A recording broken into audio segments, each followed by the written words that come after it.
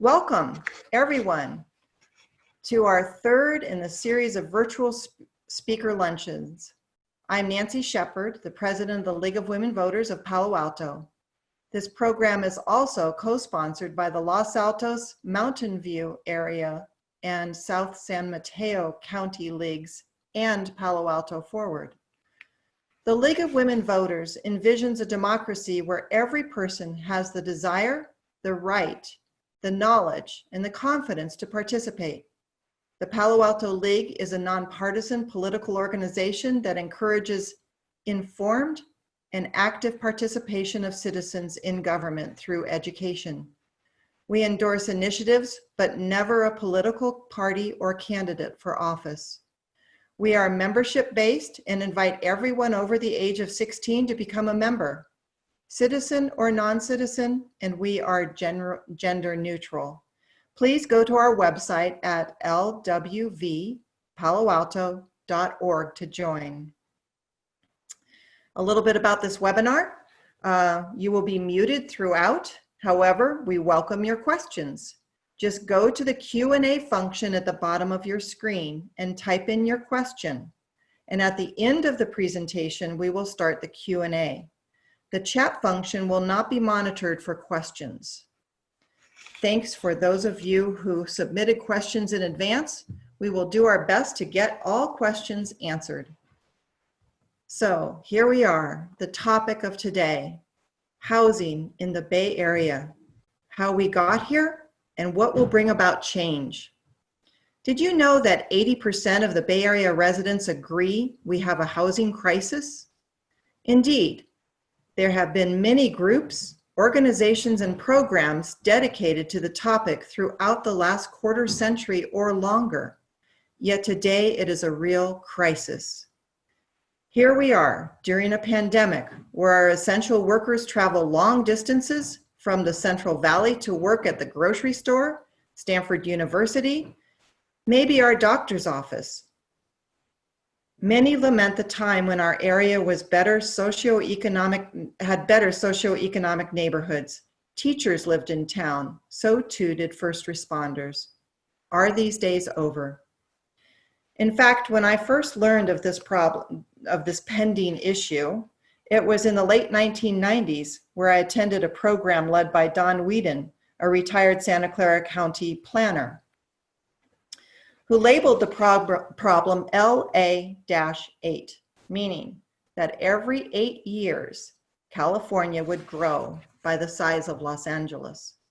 And if we didn't plan, we would be LA-8 or late.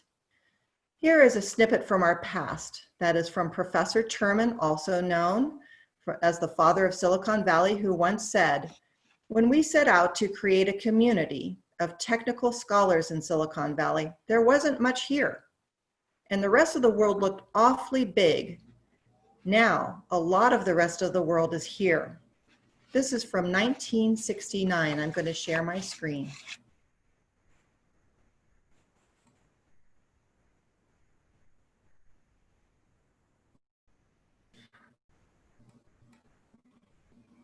Summer, and there were actually two editions of this. Apologies, I'm forwarding it to the right spot.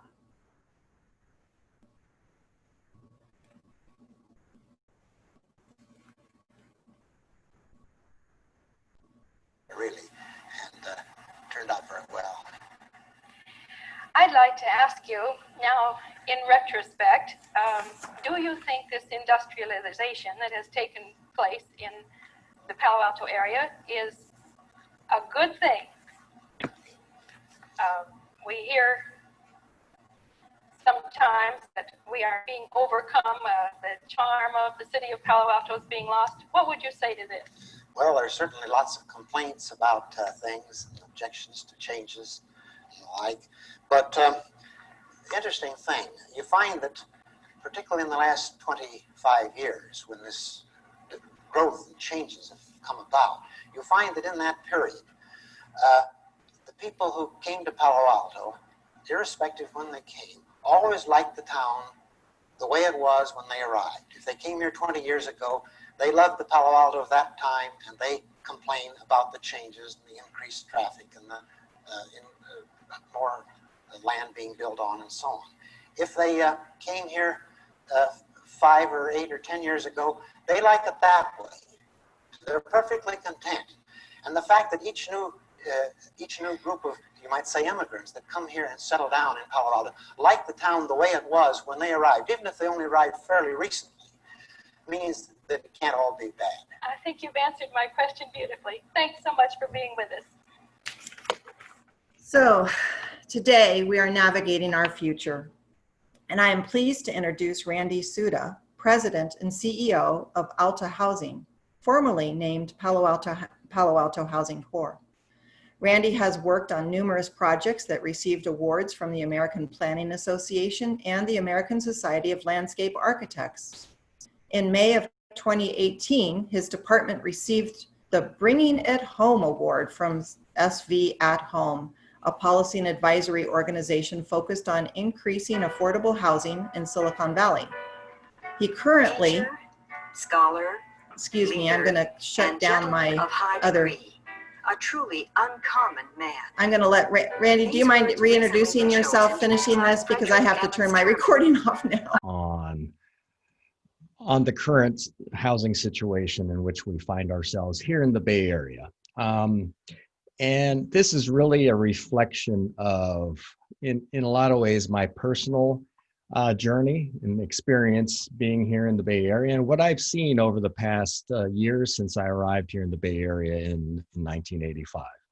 So first, I'll give my little plug and description of Alta Housing. Alta Housing, we are a nonprofit agency. Our mission is to provide and maintain quality affordable housing. We've been doing this for 50 years. And we do 4 basic things. We build new affordable housing complexes. We manage those properties, and we also do a small bit of property management for third parties. We provide resident services or support services for our residents. So this ranges from senior care to nutrition to academic support. And then lastly, we do a bit of outsource, we provide outsource services to some cities to help them manage their affordable housing programs. So those are the sort of the vital signs on Alta Housing. We currently are working in Santa Clara and San Mateo counties, and we have 24 properties and currently house 2,500 residents and have 450 units in various stages of the development pipeline right now. So as I said, I am going to be sharing with you my thoughts on how we got here, and sharing my observations about housing here in the Bay Area. It's this complex, baffling, frustrating, obtuse world that is housing in the Bay Area. It's my observations my year in public, private, and nonprofit sectors. I chose this slide because in a personal level, it reflects a little bit of my career journey through all of those sectors and bringing all of that experience together.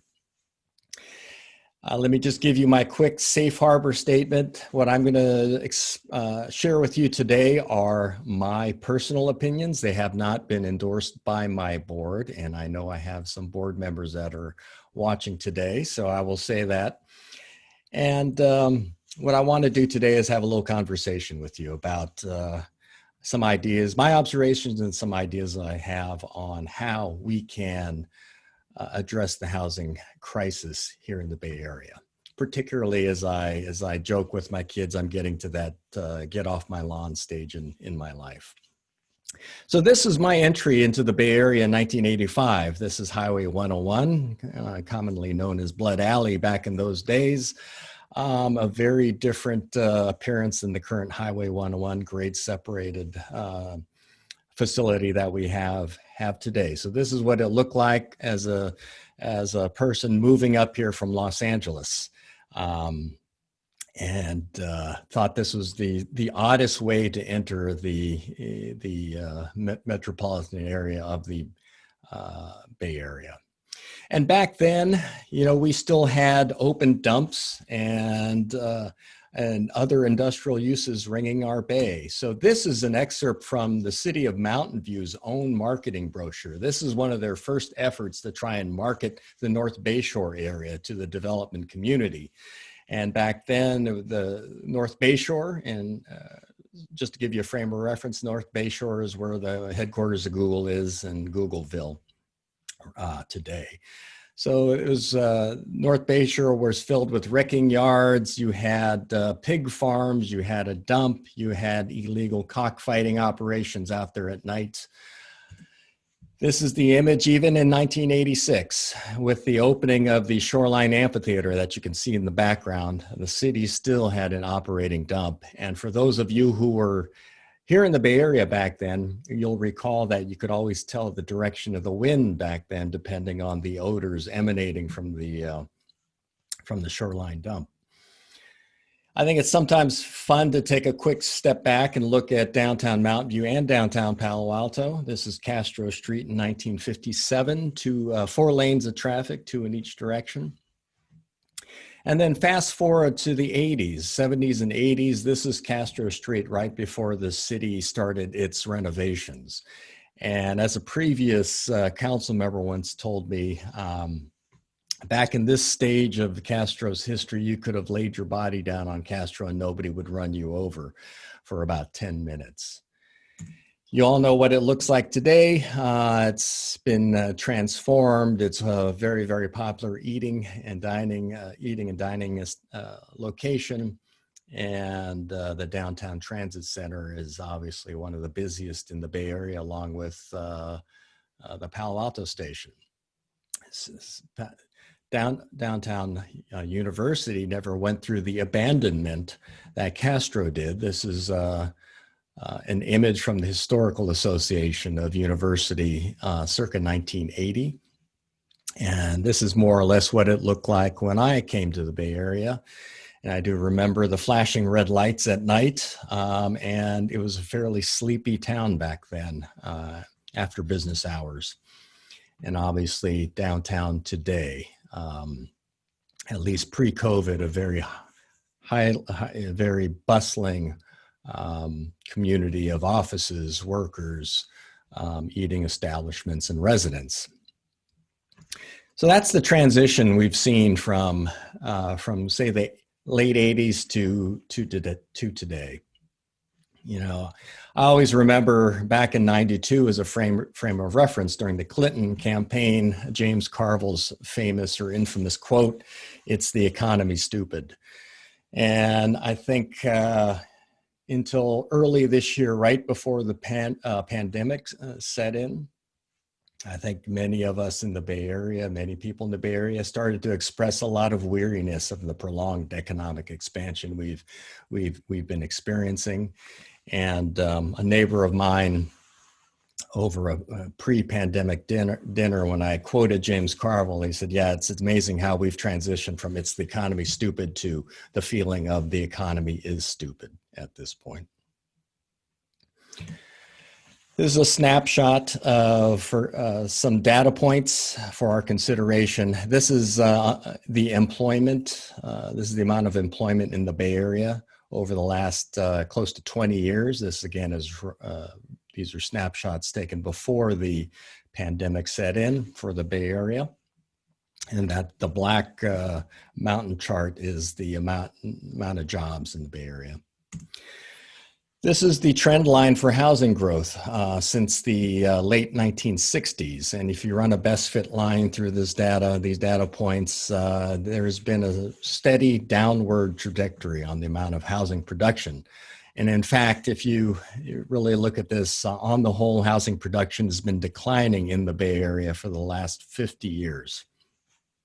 Specifically, since 2000, we've added 500,000 jobs and added about 125 to 150,000 housing units, depending on which data source you utilize. We have been underproducing housing in the Bay Area for 30 to 40 years at this point. If you look at the data from SPUR, the research organization in the Bay Area, we have underproduced roughly 700,000 units over the last 15 years or so. And what has contributed to this is the Bay Area and Silicon Valley. The jobs are able to and have always recovered much faster than the ability of us to produce housing. It's also exacerbated by the densification of jobs that we've witnessed over the last 20 to 30 years. The photo on the left is what your typical cube or working office looked like in a tech company. Back in the 90s, it's certainly what when I was working for a tech company, that's what it looked like. And then on the right is an image of the Facebook campus in Menlo Park. So not only are we building additional office capacity at a much faster rate than housing capacity, we're also packing in workers at a denser rate. And it'll be interesting to see how this may shift post-COVID-19.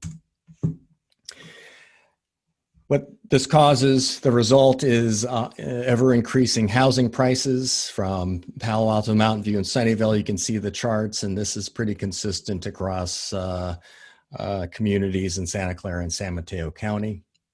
And the cost of housing is rising by more than double the increase in household income. And this obviously has a disproportionate or most severe impact on those making the least amount of money in our communities. When you look at the census data, that takes into account the cost of living here in California. California now has the highest poverty rate in the nation. In Santa Clara County, 16% of our residents are living in poverty when you factor in cost of living.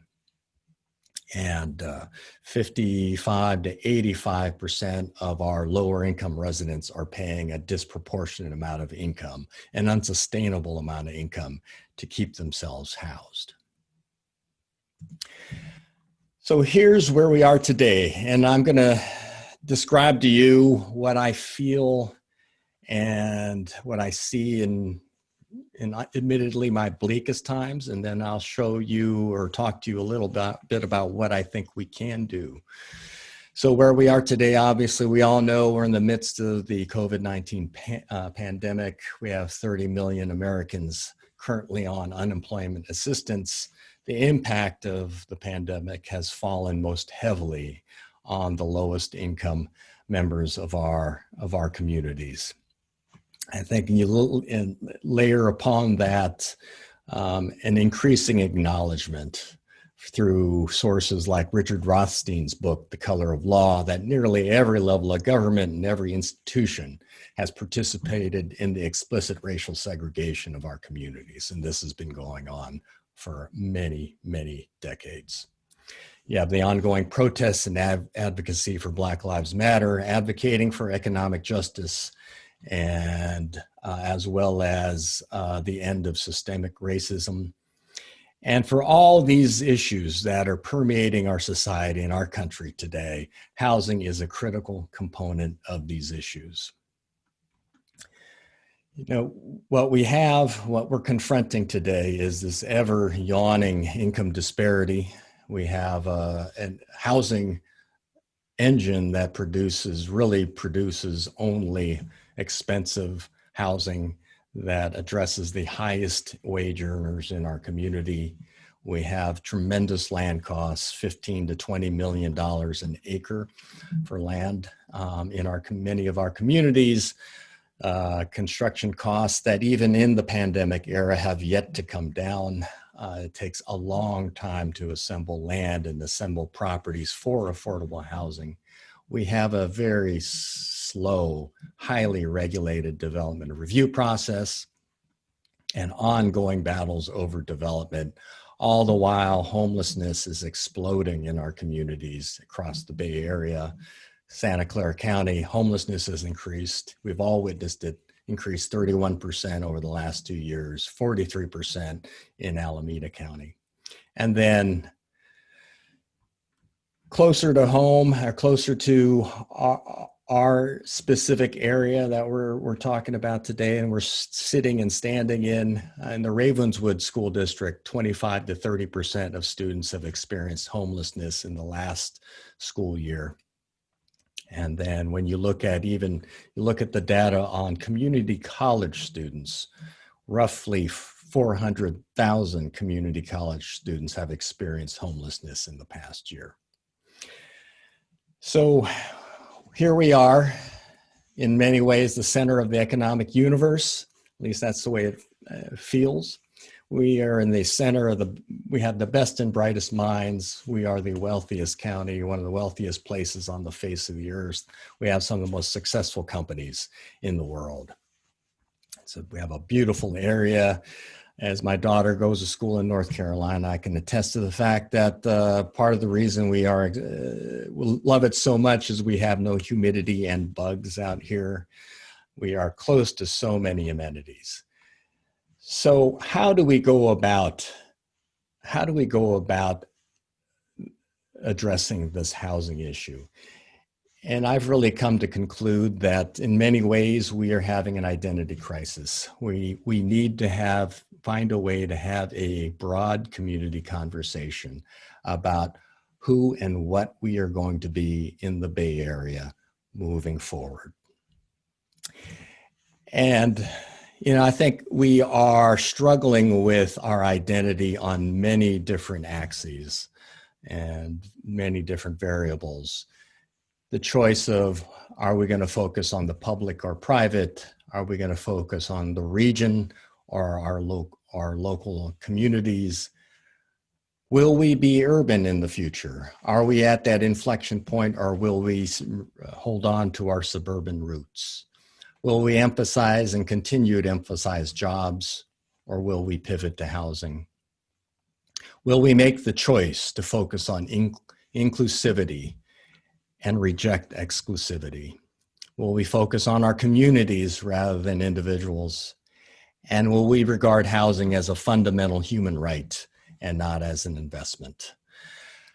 I think these are some of the conversation points, and these are not an either or. These are conversations and these are values in which all of us fall somewhere on the spectrum. And underpinning this has been stressed over and over again is this question. In a time of crisis, in a time of great challenge, what is the responsibility of those with power and or wealth? And how can they participate in a solution? My belief is we need to engage these questions. We need to engage the housing crisis. We need to focus on the biggest challenge facing the Bay Area today, because this is what we are facing. When you look at love them or hate them, this is what MTC and ABAG are projecting. When you look out 20 years, vehicle miles traveled will continue to increase. Our freeway delay, if we think it was slow pre-pandemic, they are projecting a 45% further increase in freeway delay, 160 million square feet of new office space, and an ongoing jobs housing imbalance, roughly 5 jobs to every 1 produced. So do we agree that this is a crisis? I hope that at some level we all agree that this is a fundamental problem facing our communities in the Bay Area, and we need to do something about it.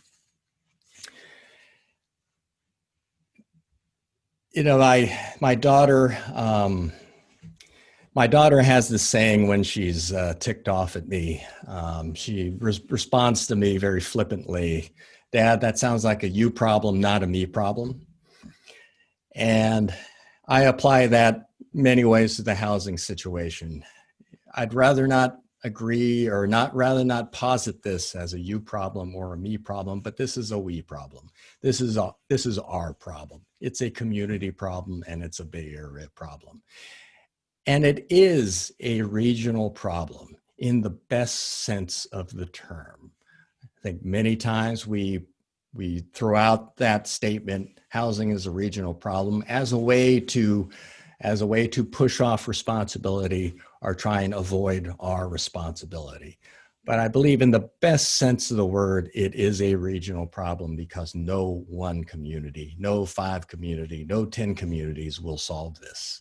It is a we and an us challenge. So do we agree this is a crisis? And if we do, then we need to act like it. Everyone, every sector needs to invest, needs to help, needs to support, and at minimum provide their mental support for these issues. So I'm going to pivot to a quick discussion of what I think is the housing package, a housing solution. These are my ideas, have not been endorsed by anyone, but these are some ideas that have come to mind. And yes, this is a huge challenge for the Bay Area. And I'm going to steal a little saying that I recently learned from a woman named Jessica Lee Stovall. She is a PhD candidate at Stanford and an educator. And something she described in a lecture that I heard was this concept of pushing the elephant.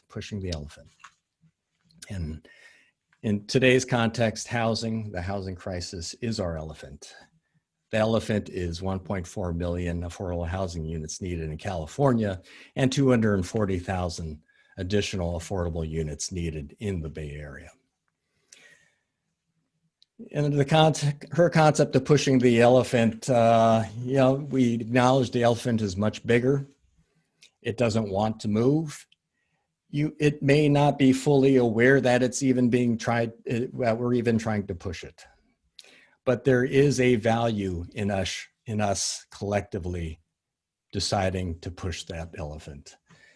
That it puts our intention, our collective intention out into the world, into the universe, that we want to do better and that we are committed to doing more. That the struggle and the challenge will collectively make us stronger as long as we commit to that challenge. And that in that struggle, it defines who we are going to be as a region and as a community. And yes, at some level, the elephant will become aware that it is being pushed. And at some time, that elephant will take a tiny step, or by some minor miracle, it takes a big step. So our elephant is housing. How do we produce more housing? How do we produce housing at every level in the Bay Area? So here's some quick ideas on what we do. How do we push the elephant? And let me quickly say that this is going to encompass a lot of things. Many things will not be comfortable for us, but this is what I believe it's going to take. But it starts with this basic statement of values or statement of acknowledgements that we, the Bay Area, are a worldwide economic power, and we want to continue to be. To address the housing situation in the Bay Area, we need an integrated Bay Area housing policy. We have 101 cities in the Bay Area. We will never have a cogent housing policy in this region without some mandate that we have an integrated policy. That the Bay Area is at an inflection point. We are at that uncomfortable point where we are transitioning from a suburban community to a urban community. Not necessarily everywhere, but collectively as the Bay Area, we are changing. And the acceptance and the embracement that housing is a fundamental human right. So the tactics, at some level, and this is where it gets uncomfortable, at some level, we need some form of something like SB 50. But I would argue it needs to be reconstituted, and that there needs to be an acknowledgement that and incentives for good actor cities and punishment for bad actor cities. I think at the state level, the state needs to outline what those standards are going to be, make the goals clear, establish a time frame in which cities must reform and change their zoning codes and general plans. For those that can do that, they get to retain local control and review. If you refuse or are unwilling to do it, then that control is rescinded. And then the state must create a way to monitor. Not only do you do the right things by adopting the policies and zoning standards, but then do you go about approving quickly those proposed developments that comply with the standards that the community has created. This is a way of maintaining local control, allowing cities to guide where best to put their housing and in what form. It's not a cop-out, it's a way for cities to say, this is how it works best in our community, and we are committing to do it. We will need the zoning changes. And I say, as you can see there, do the easy stuff first. It's not easy. I use the easy as in quotation marks, but there are obvious things. We need to eliminate zones that preclude residential uses. We should not have single-use office districts, industrial districts, commercial districts. We need to focus on transforming, redefining what our arterials, our cores, our corridors are going to look like. What are those key opportunity areas that can be redeveloped? Maybe not today, maybe not in 5 years, but in the foreseeable future. And we've got to redefine what our business parks are going to be. Nearly every community, many communities across the area have these single-use business parks. Many are aging. Many are in a 1980s and 1990s development paradigm and will be repositioned in the future. Younger workers today are asking for something else. And here's our opportunity to look at the hundreds and hundreds and hundreds of acres that are dedicated to office space. And all this transition should create zoning and general plans that tilt development standards in favor of residential. Cities will have to streamline their process. Some cities, some very close to home, have 13 departments and divisions involved in the review process. The bureaucracy is incredibly slow. You will need to create a linkage between housing and job production, not just on paper, but actually link the production of both. Otherwise, what we will continue to do what we've seen for the last 30 years is job production outpaces housing. We are going to need to rationalize who pays for what in housing development. What is the city's role going to be? What is the region's role going to be? And what is the developer's role going to be? And how does that divide up? And then lastly, we will need to identify ongoing sources dedicated to affordable housing. Housing that can be relied upon no matter what economic cycle we are in. You know, there's a couple opportunities potentially next year by establishing some sort of revenue stream for the Bay Area Housing Finance Authority that has been established as a shell without a revenue stream. And there was going to be a ballot measure on the November ballot to try and establish that for the Bay Area. That has been pushed off till next year, given the political climate and given the pandemic. Also throw out an idea from Minnesota, from the Twin Cities, the Minnesota Keystone program, in which businesses, which companies in the Minnesota area commit to dedicating 2 to 5% of their pre-tax income to community benefits like affordable housing, like academic support, like support programs. Something like that here in the Bay Area would produce over $1 billion a year. There are models out there, so ways that all sectors can contribute. So these are some ideas of what a housing package could look like. And let me just quickly go into some very, very tactical examples. Many of you have heard about North Bayshore Precise Plan, where Google is headquartered. It's a plan that was adopted several years ago that tries to do a number of things.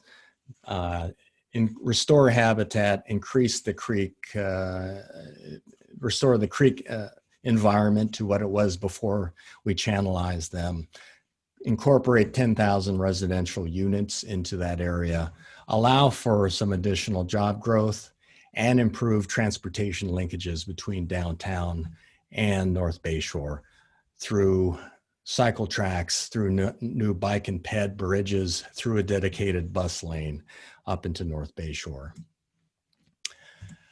Another example of this is East Whisman area on the east side of Mountain View, near the Sunnyvale border. It's around the light rail tracks. In this plan, now allows for mixed use in the planned area, including up to 5,000 residential units. And just yesterday, Google revealed its master plan for some of their holdings in the area, which could include up to 1,800 units.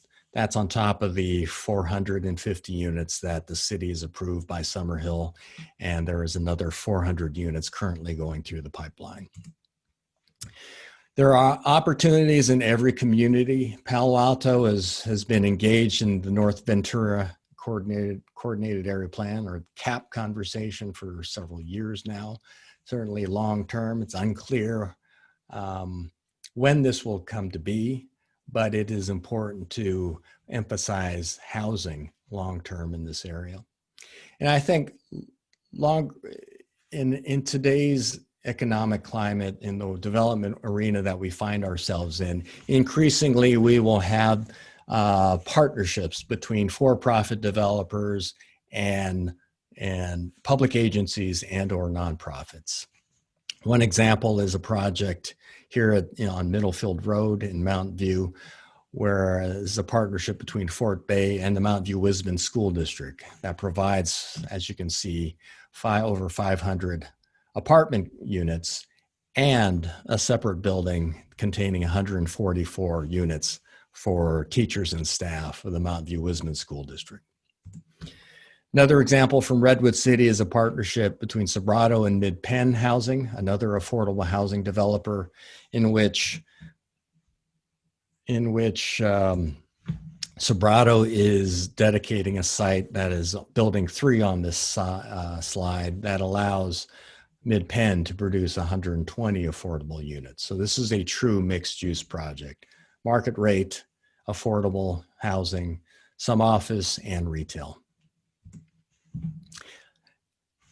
Why I stress the need to eliminate single-use districts and single-use areas.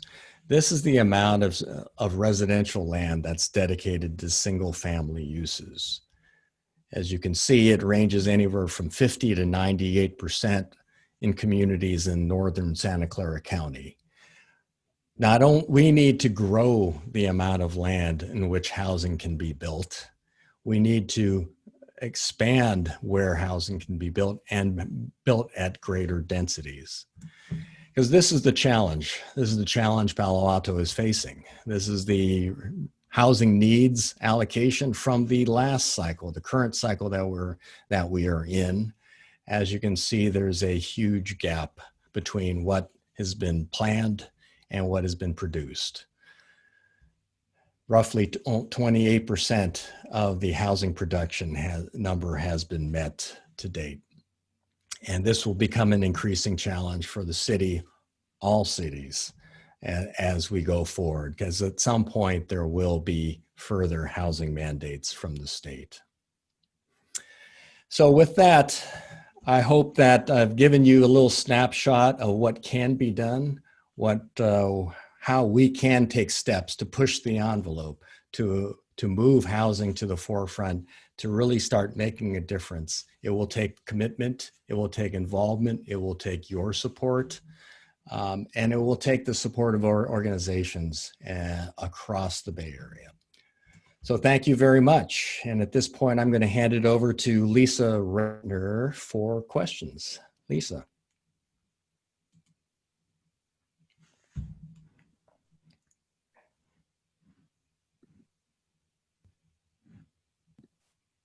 Okay, thank you, everyone who submitted questions in the Q&A section. We'll try to cover as many as possible, but we probably won't have time to cover them all. Randy, I was hoping you could talk about funding sources for affordable housing. How much is needed from the city, and where does the city get its funds from? Okay, we're cheating a little bit. Lisa let me know she was going to ask this question, so I do have a couple slides that I'm going to share again.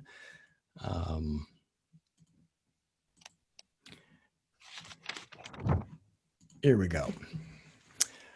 Okay, so this is just a quick description of funding sources that where cities can get funding to support affordable housing.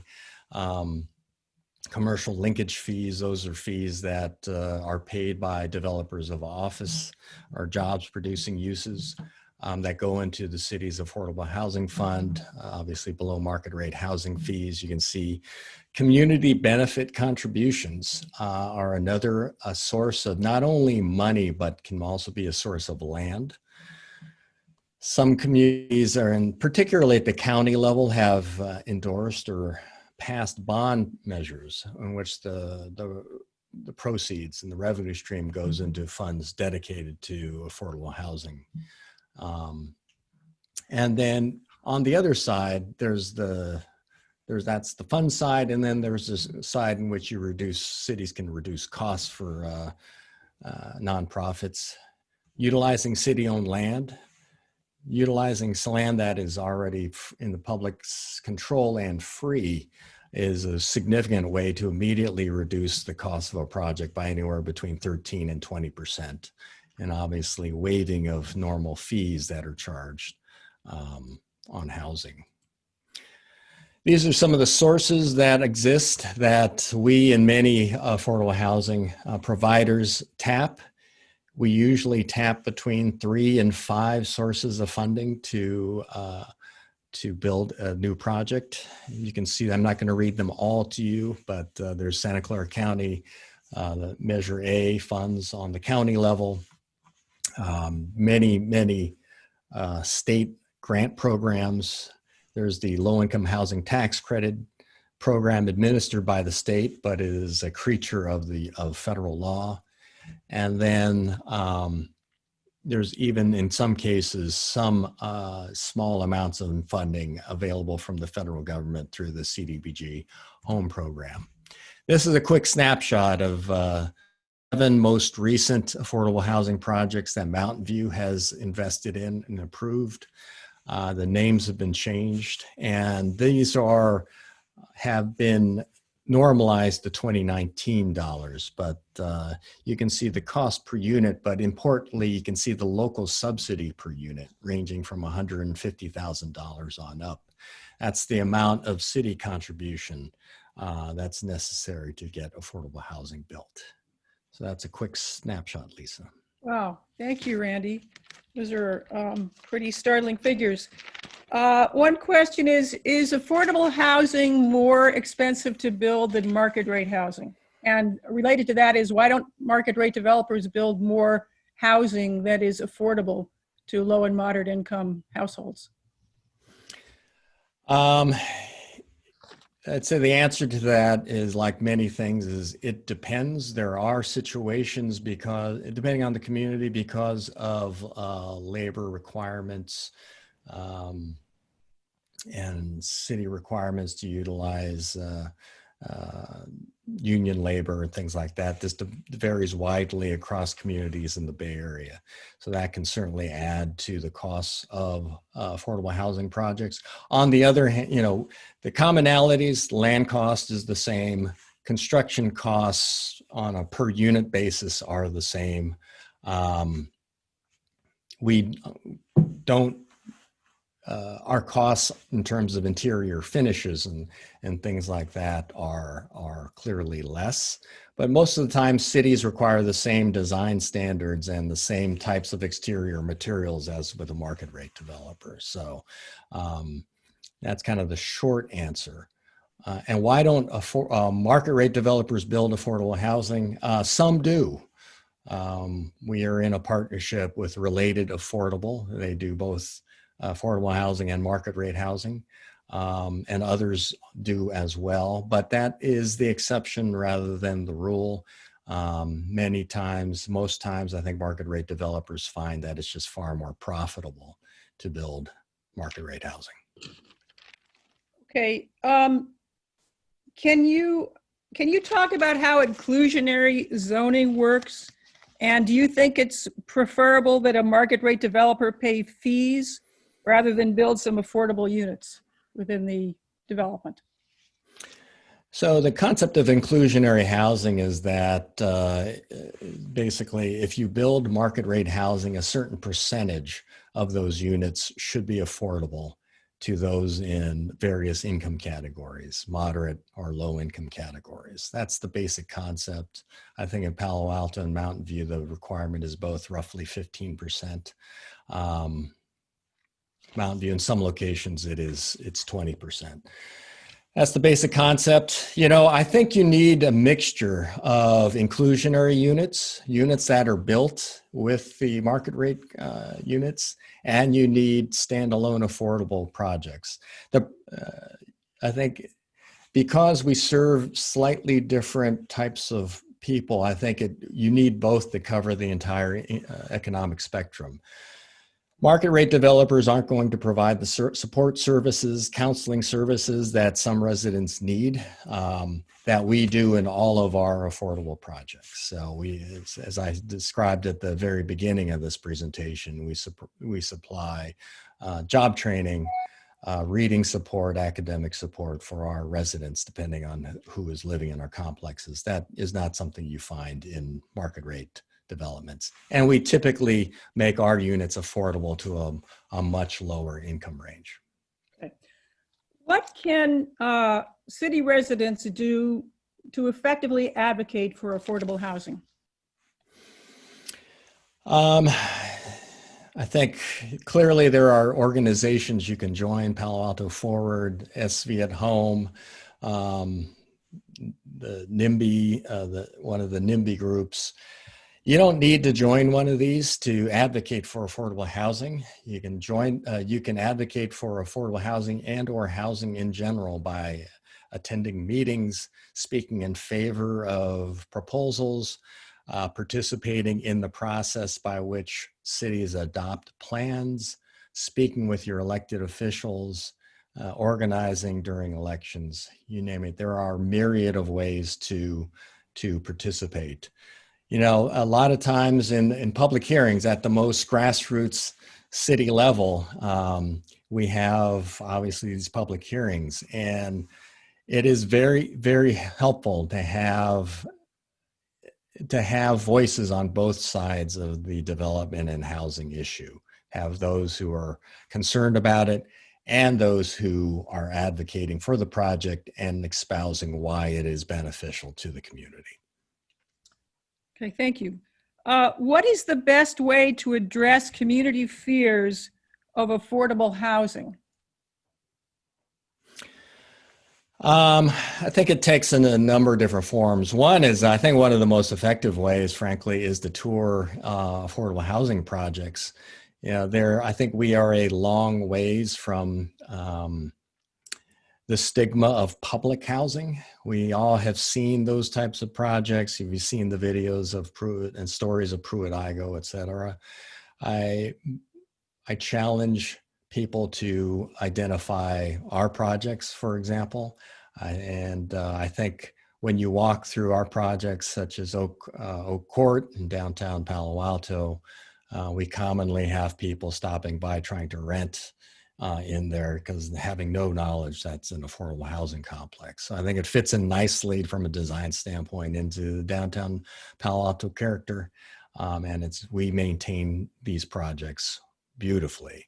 And I think that's not just us. I think I can speak on behalf of MidPenn and Eden and many, many other nonprofits that are doing the same kind of work. Okay, great.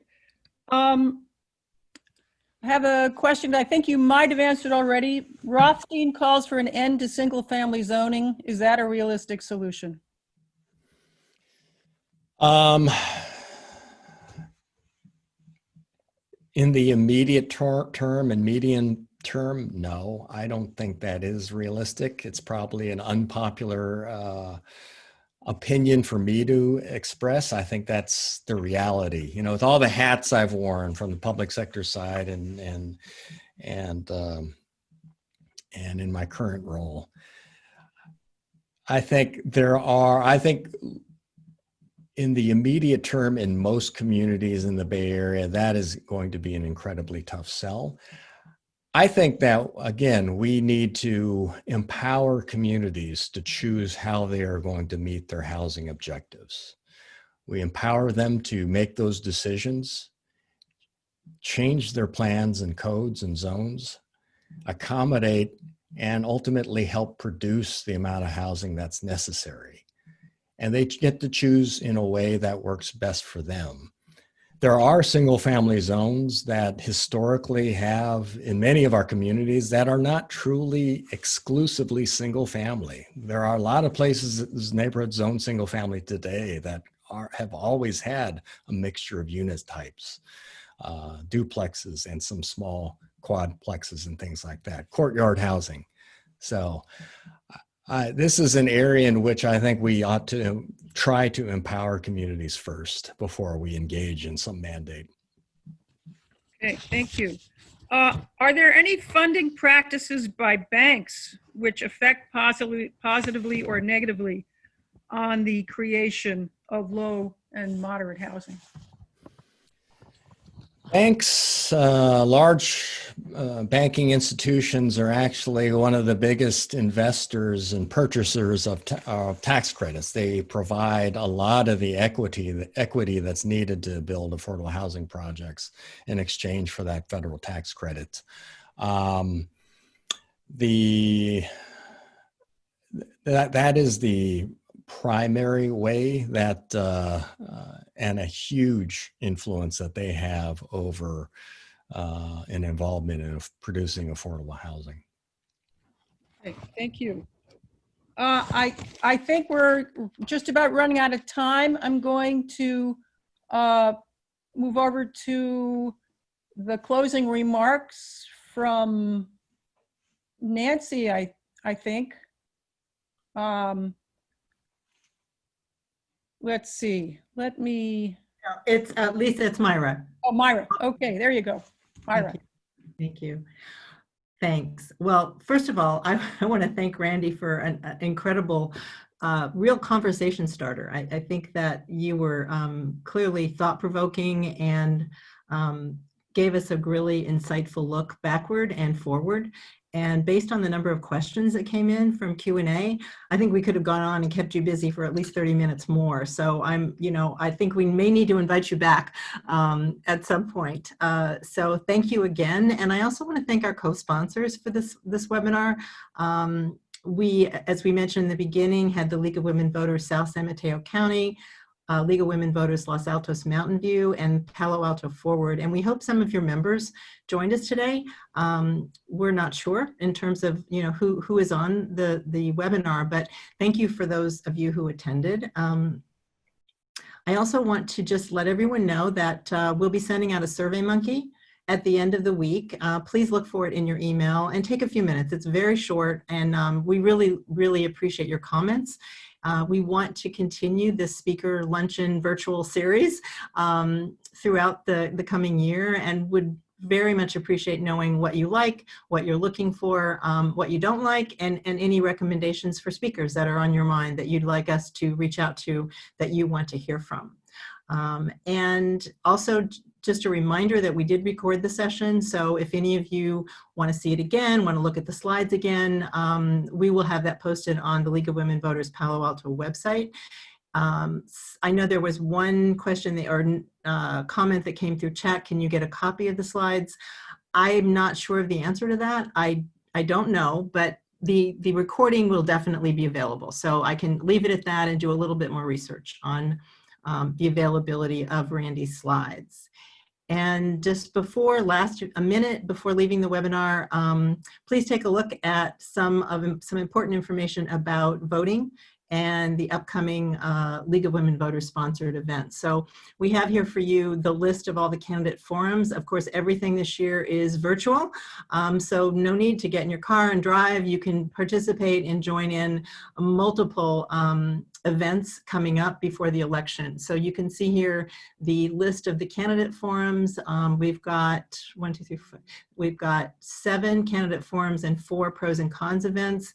The links are available on our website, so check lwthepaloalto.org and you'll see all of the links available for those upcoming events.